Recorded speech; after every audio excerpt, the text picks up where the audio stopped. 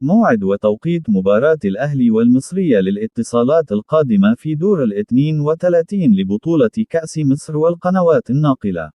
وسيلتقي النادي الأهلي مع فريق المصرية للاتصالات في دور 32 لبطولة كأس مصر يوم السبت المقبل 27 ديسمبر في 5 مساء بتوقيت القاهرة، 6 بتوقيت السعودية، وقطر 7 بتوقيت الإمارات، على استاد السلام. وستذاع المباراة عبر قناة أون تايم سبورت. وفي حالة فوز النادي الأهلي على فريق المصرية للاتصالات، سيواجه فاركو في دور ال16 بعد فوزه على تليفونات بني سويف بهدفين دون مقابل في دور ال32 لبطولة كأس مصر.